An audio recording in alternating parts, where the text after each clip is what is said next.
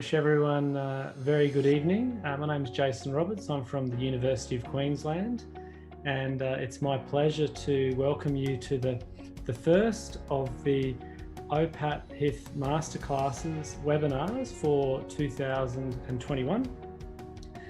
The topic for tonight's masterclass is pulmonary infections, and we have a fantastic group of speakers who are going to provide all manner of different perspectives on this very important area. And I'll let our chair, Ben Rogers, introduce those speakers as we go through the evening. Before we introduce Ben again, who has been a fantastic chair for us in previous meetings, I just wanted to share a little bit of information that I've been able to collate recently. For those of you that are at all involved in academia, you may know that this is that time of the year whereby there's a lot of grant writing that's going on. And so I've been trying to summarise the impact of these webinars and how well used they are in the healthcare community.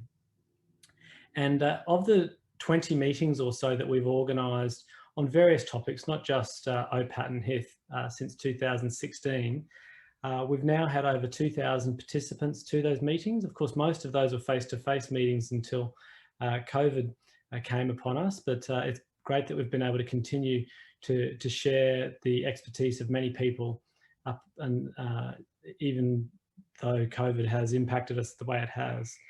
Those participants have come from over 25 countries, and we are very grateful to those of you that complete the surveys after these webinars, as they really do help inform us for how we can better provide information to you, which hopefully will be useful to your clinical practice or general knowledge of the area. And for some of the meetings last year, we had 90% of people that were satisfied or very satisfied with the content of the meetings. And 96% of people said that they learned something during those meetings, which they would then be able to use in their clinical care. So that's really nice for us to hear that we are providing, you know, a service and some knowledge for people which they're able to more broadly use. But we do receive feedback from people, and you'll note that even through the structure of tonight's webinar, that you know, it's a little bit different to what it was last year, as we try to continue to improve and provide new information, which hopefully can be helpful as well. The second last thing that I wanted to do is to remind you all about our YouTube channel, which is on the CRE REDUCE website, which is within the University of Queensland website. We have over 50 presentations in that library of presentations, and they've now had over 10,000 views, which is fantastic. So it shows really good reach for the kind of information that's being shared. Finally, I'd like to thank our sponsors for our educational program. Principally, these are Pfizer, Gilead, Baxter and CHU Nimes, which is a university hospital collaborator that we have in France, and we do a lot of joint events with them. So I'll conclude there, hand over to Associate Professor Ben Rogers, who's infectious diseases from Monash in Melbourne, and he will be your chair for this evening. And I'd like to thank all of the speakers for joining us and the participants for making this what it is. Thank you. Look, thanks so much, Jason. And I'd really just, first of all, like to echo your thanks, you know, to yourself and the sponsors and all the speakers that have come on tonight. And I'm really excited that we are starting again for 2021, rebooting the masterclasses. And as Jason highlighted, you know, last year was very pathology and therapy heavy. And I think this year we're taking a step back and we're really going to look at care. And, you know, there's going to be a bit more of a 360-degree view. And I'm really excited today as well that we've got Margaret and Frank Dorrstein on, who are patients that have been on a hospital in the home program. And we'll probably hear some things we want to hear and some things we don't want to hear from them. So it'll be a really great discussion. But I'm not going to talk for too long. I'm going to introduce Andrew Burke, Dr. Andrew Burke from the University of Queensland Centre for Clinical Research. Andrew's a dual specialist in both infectious diseases and thoracic medicine at the Prince Charles Hospital. He has really diverse clinical experience. His research focus is on non-tuberculous mycobacterium and inhaled GM-CSF which is a therapy for pulmonary NTM, and he leads the pharmacokinetic sub-study of a very important study on non-tuberculous mycobacteria. Andrew's a personal friend of mine, and I am always amazed by his enthusiasm for life in general and all things tuberculous and non-tuberculous. So we'll hear from you, Andrew. Thanks, Ben, that's great. I might just try and share my screen now. So I'll just let you, Ben, let me know if you can see that. Can you see that at all or not? Not yet. Okay. Now we should be able to. Yep, perfect. That's great. Just pop it into speaker view. Sure. Thanks very much, Ben. Thanks for the introduction. So look, as Ben said, like we've spoken about non-tuberculous mycobacteria in different forums over the years, so UQCCR, and I'm not going to speak too heavily about the basic science of mycobacteria. And as Ben said, the real focus of this is just to orientate us to some of the clinical issues and how hospital in the home helps us, and some of the strengths and limitations of hospital in the home for this condition. So I know we have a mix of people from pharmacy, infectious disease, and other craft groups. So I thought just to orientate us here, so we're talking about pulmonary microbacterial infections. And so the common one that we think about is tuberculosis, the most important globally. And until COVID came along, it had bumped off HIV as the #1 killer in the world of any single pathogen. And certainly with MDR TB, we traditionally have used IV amikacin. However, recently in the last couple of years, WHO have sort of downgraded its utility. So we tend not to use hospital in the home as much as we used to for TB. So I won't touch on that too much, although I will talk about IV amikacin in the context of other infections. So most of my talk will be about non-tuberculous mycobacteria, which is probably traditionally what we're using increasingly, or what HITH has been used for increasingly in Australia. So we can divide that up into Mycobacterium avium, or MAC, which is what we call slow-growing mycobacteria. So in these liquid media here, they take about less than 2 weeks to grow, which is how we roughly classify them as slow-growing. And then we have Mycobacterium abscessus, which many of you have come across. It may not be something you treat frequently, but when you do, you know it's very hard to treat. It's very hard on the patients. The evidence base is not as good as it is for other conditions like TB and other infections we treat.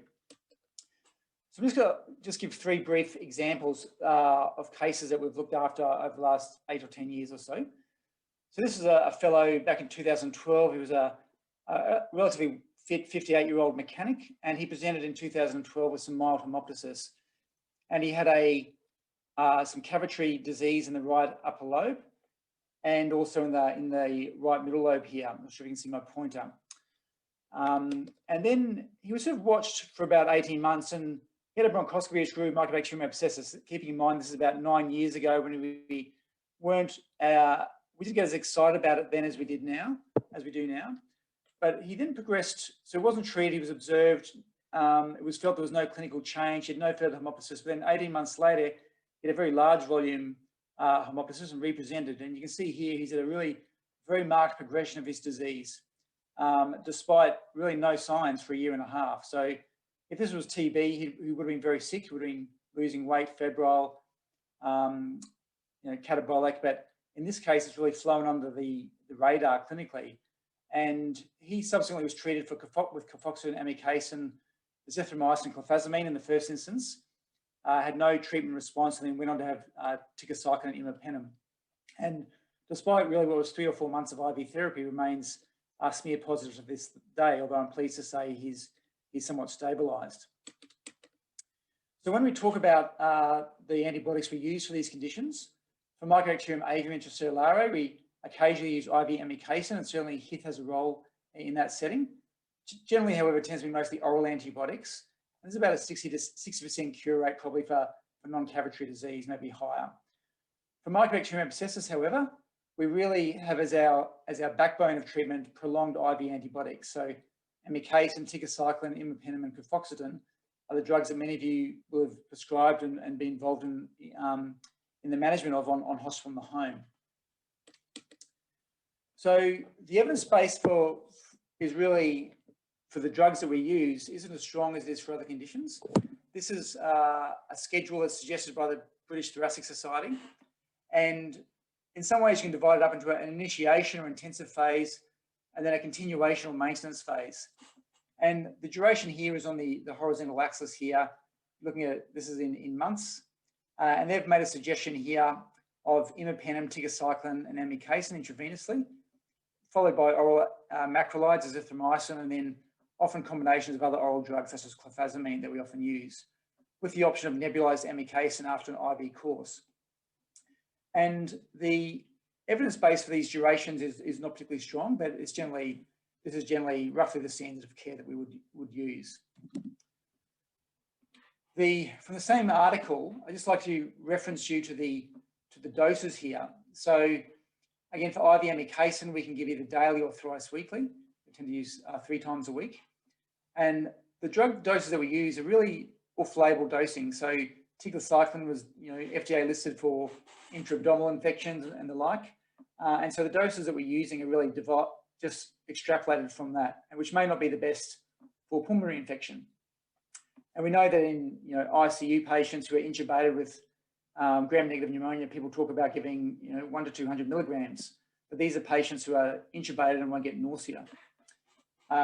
Imipenem, the dose suggested is 1 gram twice daily, and I'm going to come back to the fungal kinetics of this because this is really a dose that's been chosen for practicalities, but again, for severe gram-negative infections for imipenem, we would give 1 gram 4 times a day. So maybe we're underdosing here. And the other doses here are as listed. So this is just another patient we had about 2 years ago who was a 19-year-old female, and she presented with 6 months of cough. She'd otherwise been extremely healthy. And you can sort of see here in the bases of her lung, she's got this sort of nodular sort of bronchopneumonic type picture. And on the CT scan that she had, she's got this bronchiectasis that you can see with the dilatation of the airways. Now she went on and she grew Microbacterial Infections, which is very unusual in an otherwise young, healthy person. I mean, it's a rare infection anyway, but particularly rare in this age group. And she also grew Haemophilus influenza. And we screened her for cystic fibrosis, which we know has an association with non-tuberculous mycobacterium. Despite being screened at birth, as is practiced in Australia, it turned out she was heterozygous for CF alleles. So she had an atypical manifestation, which is what predisposed her to her mycobacterial disease. So unlike the first patient who had a failure to respond to treatment, she had a very rapid response to really identical drugs. And she was also commenced on cystic fibrosis gene therapy and has remained very well and infection-free 2 years later. My final case is a 72-year-old male pilot who again was very healthy. He had sporadic hemoptysis over 3 years. He had Mycobacterium abscesses on multiple sputum samples, and he had very slowly progressive CT changes. You can see this cavity here in the left lower lobe and some changes on the right side. But he's really completely well, other than some very slowly progressive radiology. And the question is always, well, whether we treat or not in this setting. He was 72. I guess if he was an unwell 72 with heart disease and I felt his life expectancy was limited, we probably wouldn't have treated it. But he was the sort of fellow you could think could easily hit 100 on a good day. So the decision was made to treat, and he received a similar regimen to what I've described. But he's had a very good response. And a year later, he's been a year off therapy now, and he remains, a year of IV therapy. He completed his oral therapy about 6 weeks ago, and he's sputum negative. So we'll continue to follow him up. So this fellow tolerated treatment very well, but obviously many patients do not. So the drugs that we use for hospital and home in non-tuberculous mycobacteria are amikacin, tigecycline, cafoxetin, and imipenem as the main IV drugs that we use. So with amikacin, the advantages of amikacin are the aminoglycosides are drugs we're familiar with. They tend to have a fairly established dosing.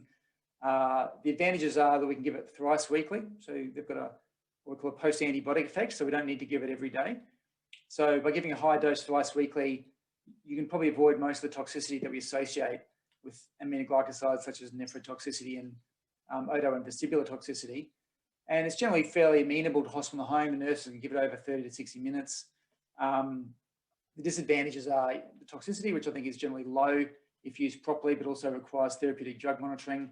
But it's not that hard to do that in the hospital and home setting. And this is also a drug that we've used traditionally in MDR-TB, although is less commonly used. With tigecycline, this is a drug that, again, not developed for pulmonary infections, but is being used off-label in this setting. Tigecycline, one of the advantages, it can be given twice daily. It can be done through a number of ways. It can be given through a spring fuser. We haven't used these ourselves, but I know other centres have used tigecycline in this setting. It can also be given as a 24-hour infusion. And it can also be given twice daily through just different pumps, depending on what different hospital home programs are using. So there's a number of different ways we can give it.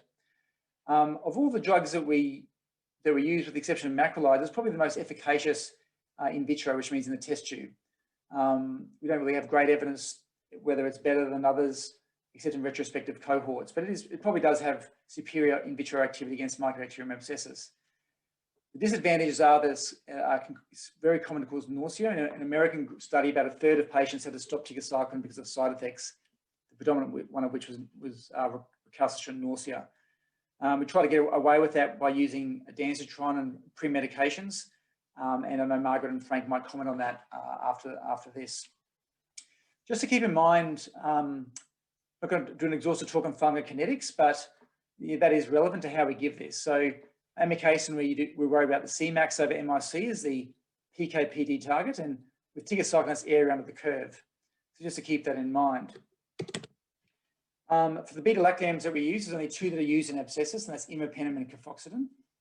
Imipenem probably has pretty good in vitro activity. One of the main disadvantages is that it's not stable at room temperature in our elastomeric pumps, so we can't really give it as an infusion.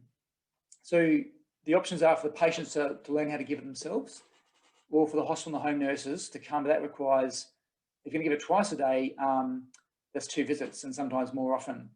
So keeping in mind that the optimal dosing is probably a 4 times a day dosing. So most of us aren't doing that. So are we sailing too close to the wind with imipenem? And I suspect that we are. We've done 3 studies now, 3 patients. We've done intensive PK sampling over 8 hours, and only 1 patient had a Cmax above the MIC, keeping in mind that we normally want 4 times the MIC. And so most patients had Cmax of around 10. The MICs are usually 16 to 32 for imipenem.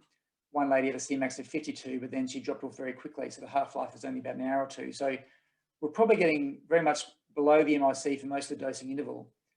So it's just a question mark there about the optimal dosing. Cefoxitin we tend not to use as much, mainly based on some in vitro data suggests maybe it's not as effective, but nevertheless, it probably is stable in elastomeric pumps, at least up to 25 degrees. The advantage of giving things over 24-hour infusion is that the nurse only has to come once a day for that. So that is a potential advantage. Disadvantages include, with prolonged use, more than 3 to 4 weeks, you can get LFT derangements and neutropenia. So just thanks to Megan Rice, our AMS pharmacist, who drew this up for us. So when we drew up this table, we interested in the cost and also the stability. So just to look at cefoxitin, even though stability is reported as stable in some of the literature, these were done about 20 years ago, but it was not up to 25 degrees, and Baxter won't vouch for it, so they make us sign a waiver when we use it. Tigecycline and Baxter do make it up, but Slade don't at this stage. And imipenem, as I said, it's not stable at room temperature, so it's not amenable to that. So all of these things are going to impact what you can do in the hospital. Is going to be very different to what you can provide at home.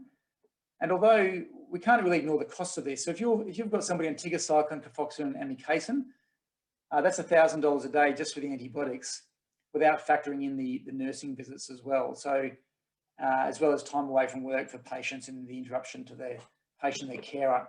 So the financial cost is high, particularly when we're giving treatment for sometimes up to 3 months, and sometimes longer, as Amy might discuss in her case. Just my last couple of slides is just about amikacin. So the dosing for amikacin for mycobacteria isn't really well established. Some studies suggest there's a high degree of variability. Having looked at all the evidence, we're going to publish a guideline, which is just probably the next week or 2, suggesting that for non-tuberculous mycobacteria, we should be aiming for a Cmax of probably 65 to 80. And for our pediatric CF patients, they're probably looking at 80 to 100. This study is just to show you that there's quite a degree of variability in the suggestions. Some have suggested Cmax of 20 to 30, but I think that's probably underdosing, particularly when you look at the MICs for these pathogens are often very high. So the MIC for amikacin for MDR-TB is about 1. but for abscesses around about 16, greater than 30, greater than 64 or more is resistant. So you're probably going to need higher Cmaxes to try and get some achievable levels. So just in summary, the optimal dosing for these drugs is unclear. Hospital in the home is really central for it. It's just impractical to keep people in hospital for the amount of time that's required. So nevertheless, what you want and what you're going to get are often two different things when choosing antibiotics. And what antibiotics people go home on is often determined by the toxicity they've experienced as inpatients. Most patients, we have to modify their infusion times or how we give it at home. And so there's practicalities which unfortunately often impact on what regimens we're selecting.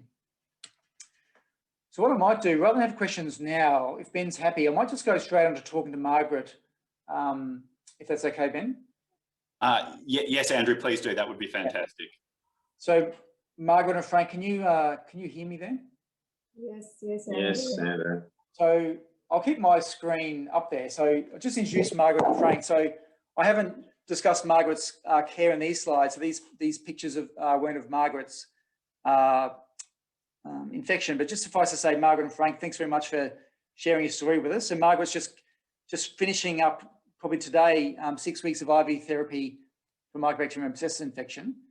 And Margaret's actually been involved in a randomized controlled trial. So as I said, there's a lot of question marks about how to treat this, and Margaret's been randomized in different treatment arms. So instead of IV amikacin, Margaret had nebulized amikacin. And today is, because of negative culture results, which is terrific, is ceasing her IV antibiotics at 6 weeks. So Margaret, I might just briefly, can you just tell us what antibiotics you've been on for the last 6 weeks intravenously and maybe orally as well? Yes, Andrew, 6 in total. Infusion was the imipenem and the tigecycline, and then the amikacin on the nebulizer, and then orally clofazimine, azithromycin, and ethambutol. Great. So Margaret's also had a mixed infection with Microbacterium intracellulare and avium, so that's why Margaret's on avium as well, on ethambutol as well. So Margaret, you had about 10 to maybe 12 days or 14 days in hospital. You're in a single room for most of that time, but how did you find the transition from hospital to the hospital in the home program? Well, it was obviously, I think coming home speaks for itself. It's fantastic to be able to come home. 1E was, I looked after very well, but you sort of suffer from lack of sleep, and I had high blood pressure and all sorts of, I was quite stressed. So it was wonderful to be able to come home, and you can't come home without HITH. So sort of it was valuable to be able to have HITH to sort of come and do the home nursing. But I must admit, I could not have done it on my own. I felt at times I wasn't really very as coherent as I should be, and you sort of need support, which is where obviously Frank, my husband, came into it. And you said certainly I just couldn't have done it without his support. So Frank, you were, thanks Margaret, I'll come back Margaret in a moment, but for Frank, did you feel confident when you were involved in learning the ropes, so to speak, about maybe having some involvement in how to some of these IV antibiotics? So did you feel confident when Margaret left that there was a plan in place?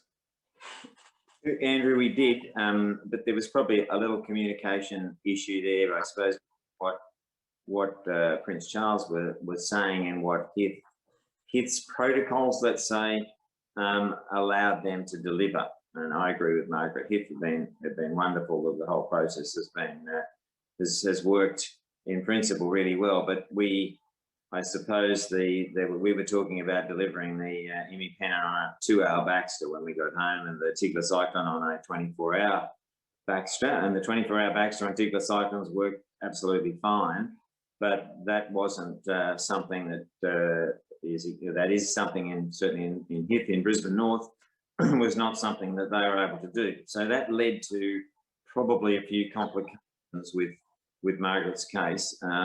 She was relatively stable when she left hospital, but was on Dancitron and Maxilon. The antiemetics were IV. So when we came home, they were going to become oral. and the 2-hour Baxter wasn't going to happen. So initially, HITH delivered them with the gravity feed, and it was happening probably in 45 minutes or something. And within a couple of days, Margaret was really suffering a lot of nausea and not able to keep the ondansetron or the Maxilon tablets down. So the transition then led, to keep it briefly, to a change to the Sapphire machine, and then eventually to the Alaris machine, and it extended back to 2 hours, and we went back to IV ondansetron. And Margaret's now, the last 20 days, she can say she hasn't had a vomit, so it's a bit like counting the days. So that was just purely a difference there between what HITH is allowed to do. So the instability, as you talk about with Impenium, was not able to be, had to be mixed and done that way.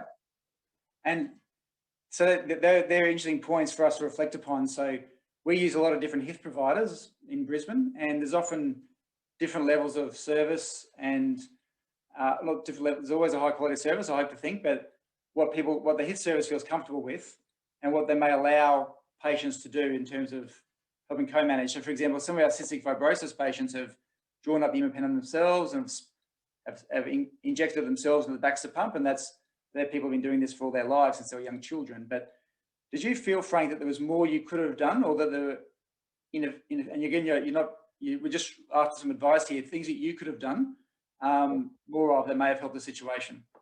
Well, look, yes, you're right. I mean, I was given that training on flushing the PICC line and mixing the imipenem with the thought that HITH may only, maybe once or twice a day. And I felt relatively comfortable with that, and perhaps not having any, neither of us having any medical background, we were perhaps thinking that, well, yeah, we might have done it a couple of times with HITH people and then moved on. But again, on the HITH protocol, the thought of my involvement in even disconnecting and flushing the PICC line was not something that in the early stages that they were prepared to accept.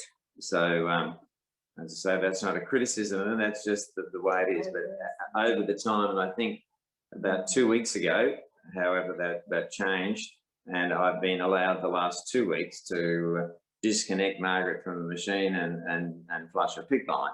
But that there was sort of a 2.5 week period in the middle where they were virtually having to come 4 times a day, because they would hook up the various and then have to come back and disconnect and flush.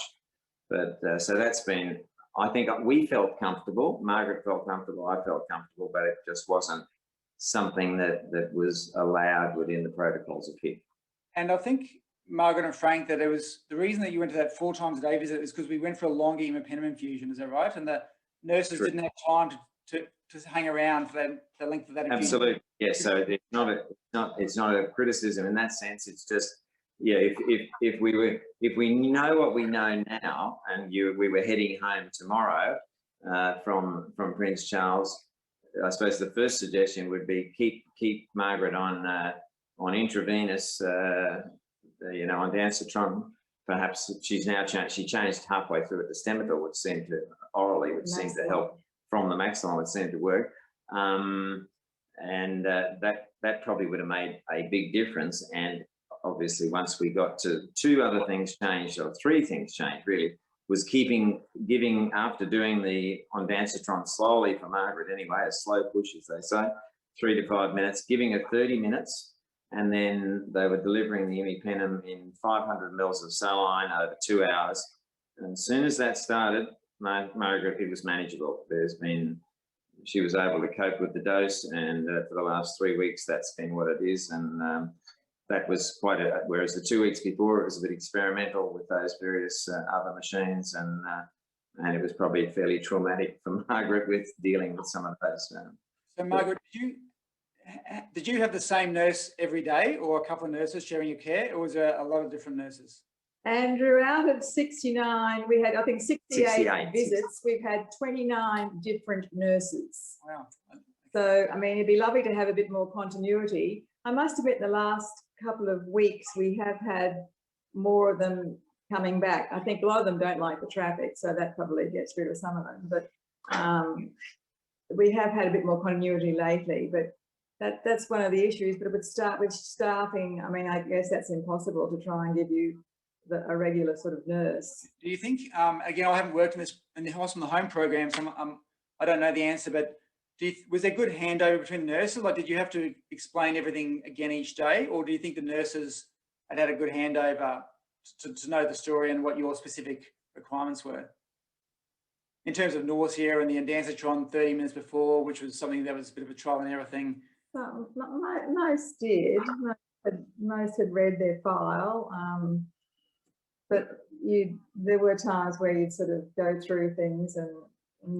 Look, I think that's a really interesting point, Andrew. We're going to perhaps comment on later, but perhaps an explanation to the patient and or the carer, and I'd agree at times Margaret's just not 100% with it on these things, and the pharmacist is ringing or the physio is ringing, there's phone calls, the nurse is going to arrive, all this, there's all these things to do, but I think the patient and or carer really have to acknowledge a level of responsibility for their own care in this situation, and perhaps maybe that's an explanation that can be done to people, because although all these nurses have been good, they're working on their own and they arrive with these medications. So it's obviously, we've been making a point, perhaps in the first week we were a bit more hesitant, but we make a point now, we look at the medications, they check it with us.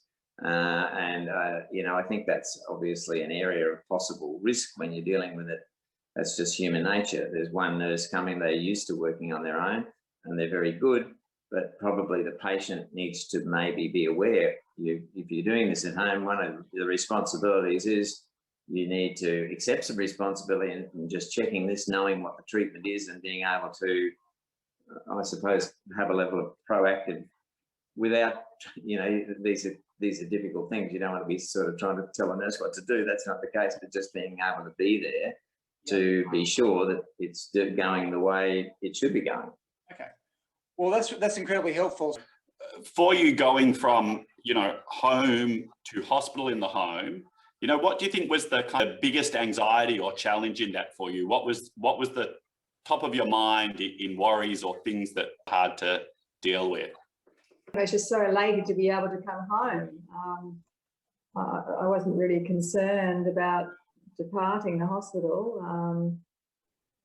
I'd agree. It was all positive. The thought of coming home was just, as I say, Margaret's blood pressure got back to normal within a week sort of thing. So it's all positive going to HITH. I wasn't concerned about, someone not checking on me all the time or whatever, or not being able to buzz the buzzer. No, that wasn't really a worry at all, no. Yeah, so you felt confident and supported going home in a way at the time. Yes, definitely. Yes. That's fantastic, and that's a real testament, I guess, to the program you went home on. And if you had a magic wand and there was kind of one thing that you could have changed, what would be the headline thing that you could have changed about your care at home to make it a better experience for you? If Margaret would have followed straight through instead of trying to do the oral antiemetics and stayed on the IV delivered by HITH, that may have because obviously she couldn't keep the tablets down. So I'd say that would be right up there from a medical point of view with us. But look, really, we were very happy with the whole process and very happy to be home and remain that way throughout the whole process. It's been very good. Anything from a care point of view? I mean, I think you identified you had a lot of nursing staff. Would that have been the thing that you changed to have the one person, or was it with medical care or other things? Well, certainly it'd be better to have more continuity with nursing staff. Yes, definitely, because you'd think, oh, the new one coming. Oh, what are they like, and how many bubbles will we get in the Alaris, and so yes, that would be good. But you realise with staff shortages that sort of is very hard to sort of bring about. Yeah, I think we're realistic in that, but I think yes, without doubt, if you could have a situation on a long-term thing of somebody being a month or more where there was perhaps a group of, I don't know, 10 or half a dozen or a dozen that would be able to continue to rotate through your system, when there's like the morning one, there's 3 different drugs being delivered, the afternoon one was only the 2, I suppose. So it was, perhaps, well, as we said, 29 different nurses, but we did get to a point of quite a few in the last couple of weeks. I think not that anyone actually sort of technically, a couple of people said, oh, we're trying to get the people coming more regularly. So, but they would, you know, as I say, they were doing their best, and that was good to have. So yes, I suppose it's without doubt would be better to have less people coming when you're dealing with something that perhaps, well, certainly seems complicated to us, but maybe not to you people. I think it's complicated for all of us, really. Often, you know, the care of non-tuberculous mycobacteria. I'm just going to ask some questions from the audience, which are really good, and they're really just around the care that you got, and you know, whether you had access to things like physiotherapy at home, and how often you were reviewed by a doctor. Yes, we had access to physio. The problem with physio was that they would often sort of be in the area and say, well, I can come now, and I'd be on the machine, and I sort of wanted some attention sort of for my back, which has been playing up a bit, so it really wasn't suitable. So that was perhaps a little disappointing, but yes, we had access to physio, and the pharmacist would ring regularly, any queries about medication. So there's, yeah, the ability to have other people, other avenues to follow was good. As far as the doctor, we were going to Prince Charles once a week for the microbacterium clinic every Thursday afternoon. So that was, I suppose, our doctor review. But on a couple of occasions, the HITH nurse had an issue with something, they would talk to the doctor at the time, and they might refer back to again. There's a controversial question here, but did you feel that you were driving the care, or the medical team were driving the care, or were you kind of both sitting in the front of the car? Or are you both sitting in the front of the car as you're still being looked after? I think they're both driving, yes. From my perspective, I think you were in the front seat too. Yeah, well, I think I was making that point a bit before. I really think that's a relevant discussion to people who are going home. That I think there really is a need for, if you're doing what Margaret's doing, and you like Margaret, you know, she really needed, you know, it was a two-person job. We helped each other with it, but I do think you need to accept, the patient needs to be able to accept some responsibility about what's happening to them or their loved one. So certainly, I suppose that confidence grew from my point of view after the first week, and seeing some deterioration in Margaret, I suppose I became more proactive in, and those that then got to know us, we would, you know, they would arrive and they'd put the medication, we'd have a look at it, rolled really well. So I suppose there's no question. I think it was a partnership arrangement between the nurse and ourselves. Frank's not a very good backseat passenger. My partner might say the same thing. Thank you. Look, that's been really super fantastic. There might be some more questions, but there's a few kind of scientific questions for Andrew we might ask. And they're around really how you use the TDM, the frequency of TDM, and what you can do if you don't have a rapid turnaround or easy access to a service. Sure. So with the amikacin, it was we do a trough, and so once a week. I guess keep in mind, by the time Margaret had gone home, we'd sort of a steady state for these drugs. So had a trough and a Cmax. That Cmax been done about 15 to 30 minutes after the amikacin infusions finished.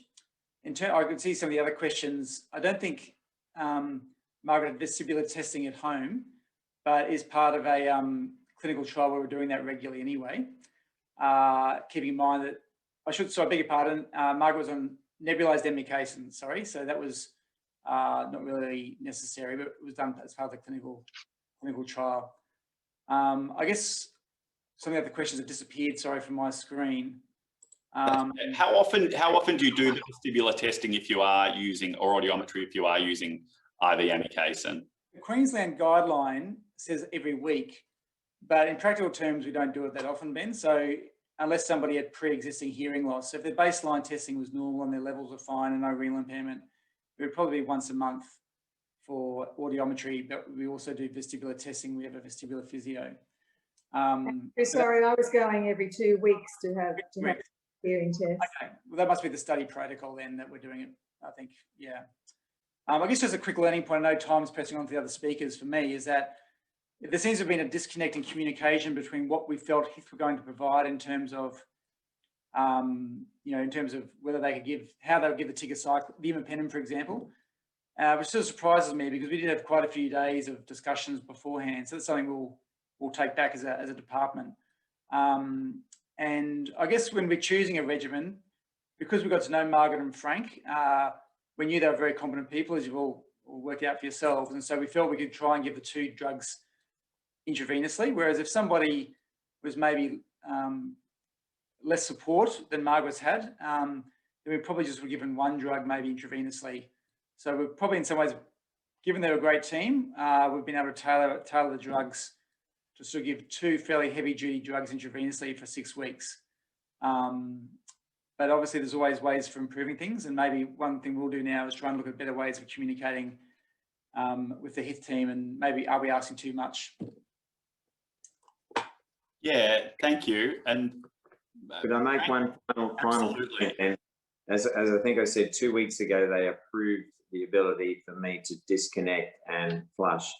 And look, that was just so good for us, wasn't it? Particularly at night. They came and hook up, and then we watched the machine and the bubbles and whatever. And at the end of the day, so that was really good. They didn't have to come back, but it was really good for us as patients too, because it gave you your house back effectively. So I still, if people are happy to do that and that can be trained in some way, that is a really good thing. Yeah, thank you for that. And that's something I think we'll try and focus on in a later one of these seminars, is about, patient administered medications, which is something we all think about quite a lot in HITH, but some of us haven't really made much progress in. Margaret and Frank, thank you again for your time. It's been a really great insight for us to hear from you. Thank you, and good luck with the rest of your treatment as well. Thank you, Ben. Thank you. Thank you. Thank you.